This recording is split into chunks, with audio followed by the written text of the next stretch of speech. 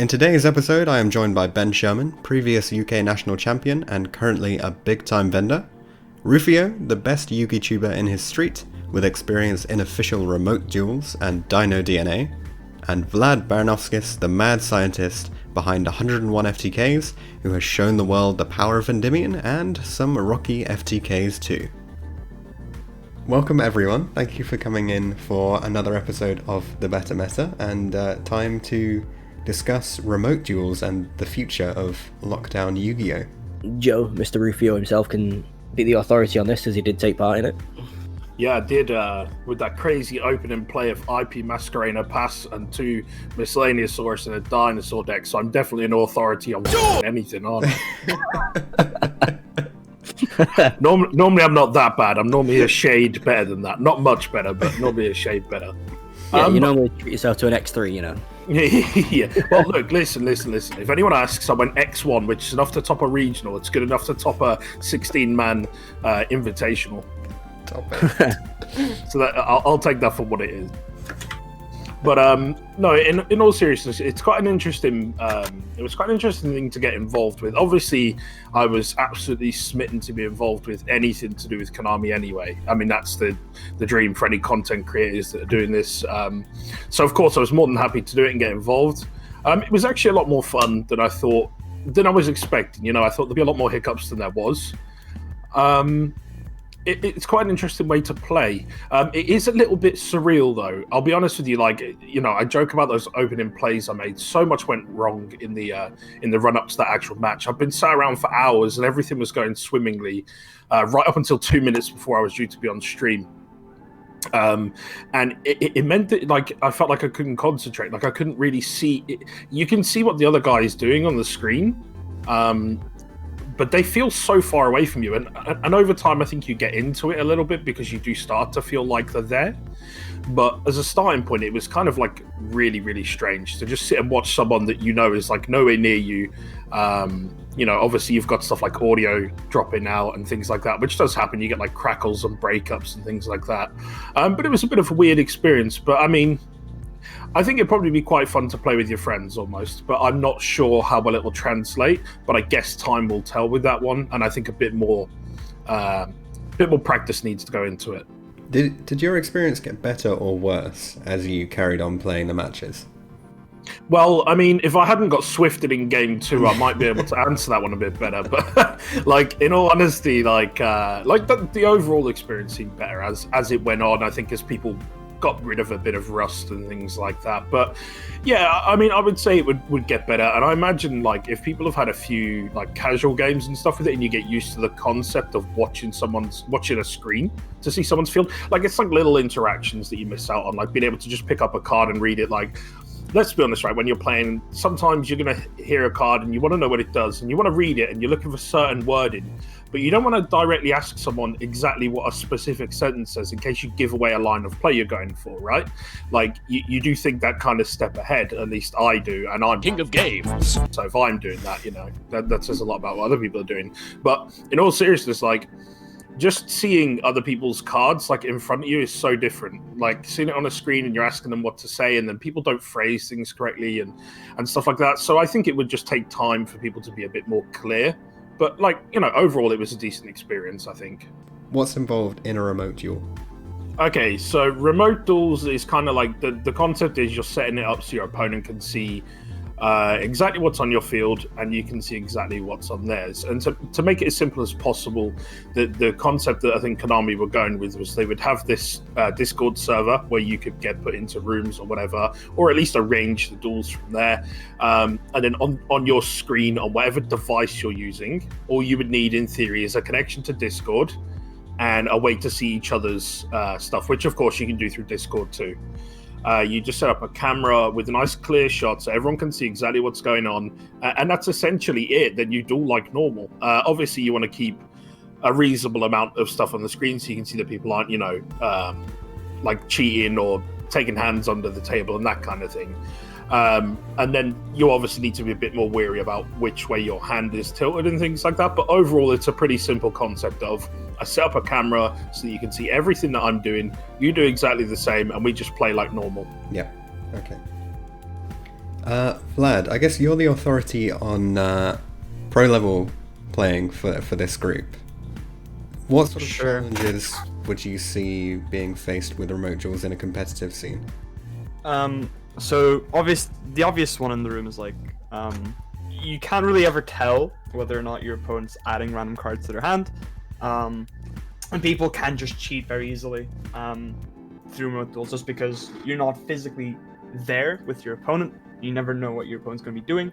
Obviously, in a more casual setting, it's fine because your friends aren't going to cheat you unless it's for a joke, which is just go like completely fine, right? But Hey, look, I have Exodia. If I don't think personally, I don't think it'll work too well the way how Konami think it would, because I know that they've been kind of maybe wanting to make it so that locals would be online now with like remote duels and things. I'm pretty sure they mentioned that in their initial post. Yep. Remote duel, and for locals and stuff, it would probably work because I highly doubt people would want to cheat out of locals, and if they do, then that's just sad, and they'd probably just get banned from their locals, even though they cheat in an online tournament. But apart from that, it can be a bit daunting for people to just kind of like start getting into it, because if you have like a laptop with a webcam, it wouldn't really work, just because of how like the way it'd be angled, and people would just have to pick up gear like a webcam, maybe even like a nicer microphone. That's not the most important thing, but the webcam is the big thing, and it's quite hard to pick up one at the moment. For me personally, it was extremely difficult just because every shop in Ireland essentially they were out of stock on webcams, and for good reason. You know, the thing that's happening right now across the world, and a lot of people do need webcams for work, etc. And that's kind of made it so a lot of webcams are just out of stock at the moment, and it's just a lot harder for people to get into remote duels if people are wanting to, and that's quite hard. And like, you do need a nice quality webcam, because if you have like a not so good quality webcam, it can be really hard to see for your opponent what's happening. And also you need like a stable internet connection, which some people don't have, which is kind of weird. Like I know a lot of like my friends don't really have a internet connection in their house. They usually just have their mobile data, which is weird for me. Yeah. But it is a thing that like some people kind of live with. Like some people just don't have like a computer in their homes. Not the majority, but there is those out there who like don't have an internet connection. They just use their phone and like mobile data or whatever. With having to get all this gear, is there any sort of like budget option you can see? I mean, people could try using their phone set up on some kind of stand, but I think that's going to be challenging, right? Because then that like opens up another whole bag of worms, because you need to get like a tripod then for your phone, and then you also need to use like third-party software to tether your phone as a webcam. I've done that before. It does the job, but it's not the best option. I'd say it is a good budget option though. If your phone does have a good camera, it can work well. Yeah, so it's a bit of a struggle to get all the equipment and get the right budget in it, and on top of that, you're having to buy the physical cards. Exactly. Yeah. which there's not too much incentive for right now. Yeah. Because like there is no like competition right now in remote duels, and I highly doubt there would be going forward, unless they do start like implementing the like online locals thing, which I highly doubt would work, because once again, like all like you would need to get so many players to get like webcams or like clamps or whatever, like you said, in such a short amount of time, and I don't think people would want to invest into that sort of thing when it's just to play YuGiOh. It just doesn't seem worth it for a lot of people. Like, I mean, seeing the prices of cards right now, it's just like, would I rather buy cards or would I rather buy a clamp so I can duel against my friends but then I can't afford the cards, so like, and it's a weird point in time as well, because you know we're entering the summer season when people don't really play as much Yu-Gi-Oh competitively anyway. Yeah, so it's much harder to justify it. But I do want to touch upon the price point you mentioned, because card prices are kind of all over the place at the moment. Maybe Ben, you could touch on this a bit as well, because I know the Eternity Code being split release across Europe and US has led to some weird prices of like Gearsu and things. How's the market looking at the moment? Is it heavily impacted by lockdown and this split release thing? I'd say so. At first, people were apprehensive that cards wouldn't sell because people don't need cards, but people always want to have the physical cards. I'm the same. I even when testing online, I still like to have the physical card in my hand and then test hand that way. And with the split release, as you mentioned, with Europe having the cards, the market settled a bit, and now it's starting to go back up. And then when the Americans get the release, which I think is in about 5 or so days, or it might be tomorrow, it's in the next week anyway. And then you'll see the market sort of drop. However, I don't think the European market will drop, which is going to be really interesting. But that's with it. Could end up with everything just sort of semi-inflated then, even though there's no events and we're in the summer. Yeah, people just love to buy cards. If anything, a lot more of the cards you wouldn't expect to sell, so non-competitive or like collector's cards, they've been selling a little bit more. Interesting. Okay. And with the results of some online tournaments that have happened, and some new cards have been selling as well, such as Sky Strikers has become popular again. Yeah. So, all of those ultimates went up in price, and they begin to sell them, which is really cool. But yeah, it's a very weird time for the secondary market. Very weird indeed. Is the concept of remote duels having any significant impact on that as well, or is it just people watching these other competitive online events and saying, "Oh, that's a good deck, I'm going to pick that up"? I'd say the latter. The issue with the remote duels is competitive players are willing to make the investment if there's a reasonable prize, whether that be clout or physical prize or whatever. The more casual player base, I don't think they'll see it as worthwhile, because it's like a hobby. Obviously it's a hobby to us as well, but it's a more casual hobby to them. They're not willing to invest as much, whereas if you're more serious about it, obviously you're going to invest in a lot more. So given that there are all these challenges in the way, like kind of preventing people from getting online with the remote duel setup, who are remote duels for? Like, who's going to be picking them up and playing them? That's kind of the thing. Yeah. It's not really like a market for anyone, to be honest. That's why it's kind of not working at the moment.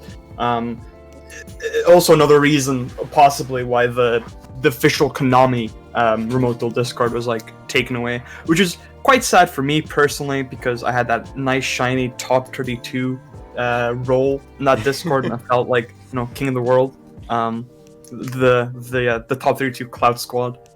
That was a very interesting Discord actually, because they kind of had like the right idea with it almost, because they had those product review things, like the channels on that Discord, but then they also had like gameplay feedback that you could only submit if you were one of the top 32, like if you've topped a YCS or whatever.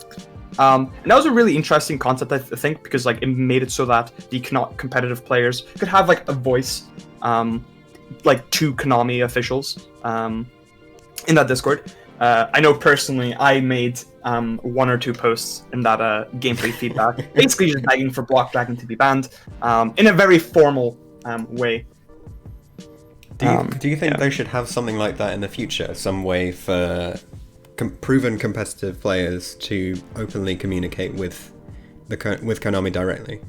I think so. It'd be a really good step forward, because a lot of younger people and like the people in general who play Yu-Gi-Oh, they're not really bothered to make long-winded emails to Konami through the email that they have. Yeah. Just for it to be lost in translation almost. Well, not lost in translation. It kind of just gets lost, because I've personally emailed Konami a bunch of times just because I've had numerous problems. We have this kind of like thing in Ireland where a lot of our regionals just don't get price support, and it just gets delayed. And we still haven't gotten our prizes for a regional that happened, I think, 4 years ago now. Wow. We still haven't on our mats. We haven't our deck boxes for this regional. That's insane. 4 years. Yeah. Sorry, no. Okay. It was in 2017. It was in 2017 because it's a lot easier to pinpoint. Okay. It was in 2017 early. So 3 years. 3 years ago. Wow. 3 years now. And then when I tried to contact Konami about it, it took so long for me to get one response. It took me like 3 months, and at that point I just wasn't bothered because like I'd have to email back and forth, and I would also have to get the names of and cast IDs of every single player that needed to get their prize support, and then I'd also have to be like, right, okay, I'd have to organize everything, and it's just not worth it. We should have just gotten this prize support to begin with. Yes. But I think it's a bit challenging. Yeah, because they don't, as far as I'm aware, they don't have like a dedicated resource to handle feedback from players in difficult situations like this. Yeah, exactly. That's why I think like the Konami Discord was like a very good idea. Apart from the fact that it was a remote duel Discord and it ended up just being used as a meme page essentially. The amount of like I'm very sad that I didn't document every single thing that was posted in that Discord because it was art. Like, I don't know how Konami thought that it would be okay, I can kind of see why they thought it'd be a good idea, but considering the demographic of Yu-Gi-Oh players, it kind of ended up just becoming a bit of a fest. It was a really good laugh. But for Konami, I'd see why they were kind of upset that would happen, but when you get like the Yu-Gi-Oh player base is like, we're all just kind of like, you know, we're all kind of clowns, right? And when you just get all those types of people in the Discord, it's just bound to happen. I mean, so there are two things I want to raise on the Discord point. The first one is on the concept of the fact that the Yu-Gi-Oh community is just full of memes. I think it was amazing that they had the gumption to, during the Remote Duel Invitational, run those like 4 or 5 adverts, looping them over and over again and not expect everything. Oh no, that was awful. That was just not thought out whatsoever. It was like a Rick roll, wasn't it? Oh my god. That it was so unwatchable that I just had to stop. It was jarring. Did you watch? I think it was after the first ad break, where I think Matt then read out. Oh, the Dino DNA copy pasta. Oh my god. I wish I could get that clip again, just rewatch it over and over, because that is like a highlight. That is like the best part of that stream, I think. So apart from Rufio just having full combo and, you know, and come on. I'm still putting that down. All my boys are still trashing me. You know what? This is what happens when you get 24 hours to decide a deck, right? And you're like, I've got everything for that deck. Bear in mind, I haven't looked at my cards in months. And then I'm just like, okay, hang on a minute. Where's my third Miscellaneosaurus? Where's my Petit Pteranodon? In fact, where are half of my cards? Had like none of the extra deck. Bear in mind, I'd purchased it all through booster packs because that's the only way I get my cards. And a lot of them hadn't turned up. Yeah. Okay. Actually, on that point, I do want to find out, before, when you were still deck building, had they told you it was going to be single-only matches until top 4? No, I found out after I'd submitted the deck list, which is part of the reason that it was built so badly, for like the concept of if you go second, you need to have a way to play. Yeah. Because you don't get a chance 2 and 3, which is why my list was kind of weird. Before we run away on this train of thought, I do want to pull back to that Discord because I have my other thought on it, which I've had some discussions with other people. Suppose that instead of one centralized Discord for all of Yu-Gi-Oh! Remote Duels, instead of that, just your local group only had their own Discord, and it was managed by whoever runs your locals, and it was just like 10, 20 people or something. Do you think that would function better or worse than a centralized Yu-Gi-Oh! Remote Duel server? Definitely better. Yeah, I have the same opinion. Because people already know each other, they already know each other's sense of humor, they already know which way the conversation's going to go. There's less people to try and manage. And I imagine all the TOs would be in a separate Discord of all the TOs of that region or country, and then, you know, it'd work its way up. But it wouldn't get over flooded. There'd be a couple of memes here and there, and then people would just get on with it. But... Is this a potential way to make things happen in the next couple of months? I think it's a huge step forward. I think if every card shop had its own like Discord, I think it would be a lot better. There would probably have to be some kind of I think a Konami employee would have to be in it, and that could be somewhat of a hindrance, because like obviously it's a lot easier for stores to set up tournaments on these unofficial platforms, which is really biting Konami in the backside now that they haven't made a official simulator like for example Magic Arena, even Cardfight Vanguard Zero, the new like the mobile app. Funny memes behind that application too. Half their player base just got randomly banned for no reason. Like no one knows what happened. Yeah, it's bizarre. I'm not sure if that got fixed or not. I hope it did. But like, it's really unfortunate that Konami don't have a like official simulator. Like the closest we have is like Duel Links, which is this completely separate thing, completely separate like player base than like actual Yu-Gi-Oh, which is kind of a shame. Even Duel Links is just like I can't even begin how much power creep that game's gotten, and how much of a money sink it is now. But it would have been nice if Konami made like some kind of simulator, for like the casual and the competitive players, just like like something with like a ranked mode. Even if you had to like buy cards with it, like akin to like Legends of Runeterra, you can just buy cards separately, or you can buy like wild cards to spend them on like a certain rarity or whatever card. And that'd be interesting, or like how Magic Arena do, where you can get like you can just buy packs there, and then the packs you buy are just sets in real life as well. And then you have like events going on for Magic Arena. They do like drafts and stuff, which wouldn't work for Yu-Gi-Oh, but you could probably do like something similar where it's kind of like a league thing, where it's like, okay, well, you get you have let's see, you have to win like 7 matches, and if you lose twice, you're out, or something like that, right? And that would be like something nice. And then like even if you're like a free player, maybe you can try work up a collection that way, and just like doing that a bunch of times, and then just like trying to like get a collection, you get like some kind of rewards in game for that. That'd be interesting. But unfortunately, I feel like there's a lot of miscommunication between Konami and like the other parts of the company, because it is quite scattered from what I understand. With like Konami NA, Konami EU, Konami Japan, the kingpins of Konami, like whatever they say goes. And then there's like Kazuki Takahashi at the very top, and he's like, I'm actually the one in control. Or Studio Dice, whatever they're called now. What's it now? TV, yeah, Studio something. Studio Dice, yeah. Tokyo. Well, one sec. Let's check this. Oh, that's a Shadol Wendy. I don't have any new cards on me, do I? I've got one. There we go. Yeah, Studio Dice, Shueisha, TV Tokyo, Konami, whatever. Yeah. So, and then I feel like that is kind of like a problem. Because they just haven't gone on to some kind of online simulator. It took them so long to make to put like cards into Legacy, whatever the Legacy of Duelist game is, or whatever. I don't know what its name is. The Link Evolution thing, yeah. Right?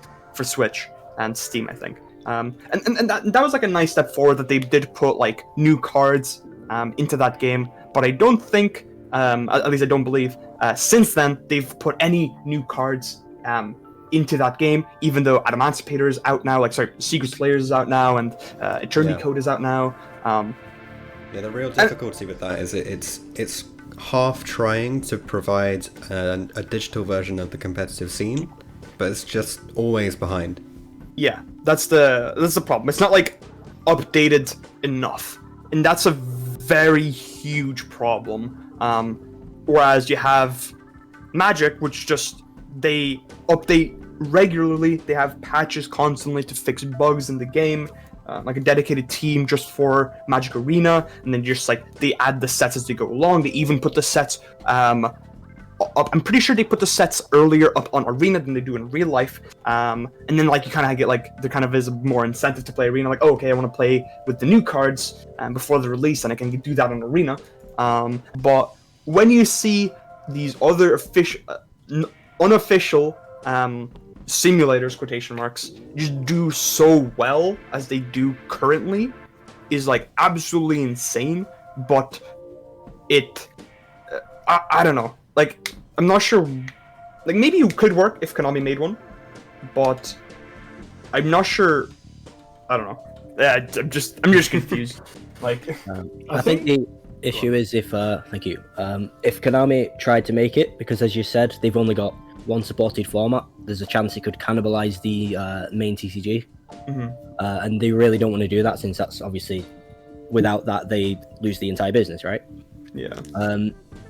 And people would just play in the online simulators, and then they'd, if it's say a subscription service, then that's it. They just subscribe and they just play that way.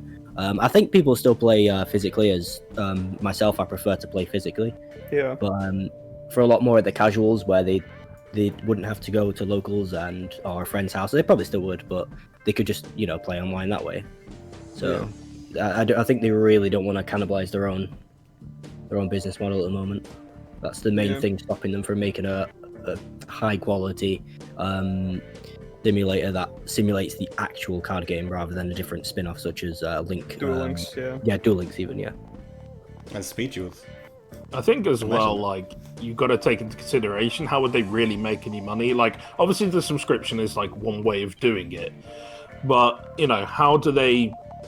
Could they make enough money to really support something like that? With Duel Links, it's a completely different ballgame because it's like completely microtransactions. Like, let's be honest, nobody thinks when they're spending money on their phone.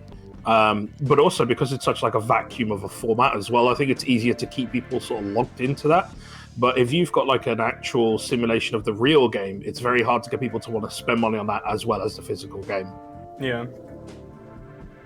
Yeah, and I guess that's another reason why like Magic Arena works for Magic, just because the age demographic of Magic is so much more different than Yu-Gi-Oh's as well. Because with Yu-Gi-Oh, you have a lot of people in like their 30s and under playing Yu-Gi-Oh, whereas with Magic, it can go like the mean age I'm pretty sure is like 25, which is like a stark comparison to Yu-Gi-Oh, because like I'm pretty sure like the main age of people who play Yu-Gi-Oh is like 18 or something. Maybe even lower than that, to be honest, because you have kids and stuff playing it. And so a Yu-Gi-Oh simulator would only probably work for the competitive players. And even at that point, not every competitive player would be keen, just because it would probably be an automatic simulator, and automatic simulators don't really do Yu-Gi-Oh justice. Yeah. Just because it's so much more different. I will praise Konami for trying to do something, even if it is just to line their own pockets to get people to buy packs again.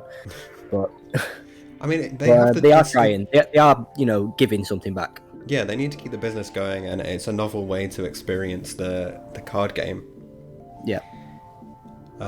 It's just unfortunate that it's facing down a state where people have slightly easier methods of doing very similar things. And much more cheaply, so they're going to struggle at the moment, but maybe there's a solution out there waiting for them. I suppose they have to try these things to sort of figure out, what does work and what doesn't work. If nothing else, it gives us the peace of mind that at least they've tried something here. Well, whether it's good or bad, and there is both good and bad in it, I suppose, depending on what side of the fence you sit on. But I think long term, it gives them more options for going, okay, well, maybe we should do this in future. Maybe we should prep for these kind of things. Like, realistically, looking at this scenario that we find ourselves in that's put us here, they might be looking at it and going, okay, what if we get this again in a year's time? How are we prepared for that? How can we keep our players playing? How can we keep people involved? So I guess that, if nothing else, I give them, huge credit for that personally, If they had the option, even post-lockdown, do you think they should invest in a simulator technology, or do you think it's going to take too much away from the physical card game? 100%, I think that they should. The question is, how do they do it? That's, as we've discussed, is the real difficult part of that, isn't it? Yeah. Is how to get that balance right, how to tick all the boxes, how to still make money, because ultimately they are a business, and without that, we have no Yu-Gi-Oh. But you have to also do it. Can you do it and justify that physical feeling of the game, or at least make up for it? And that's a very, very difficult thing to do. Cool. Well, thanks everyone for coming on and sharing your insights. Are there any other comments you guys want to make about Remote Duels? Exodia is the best.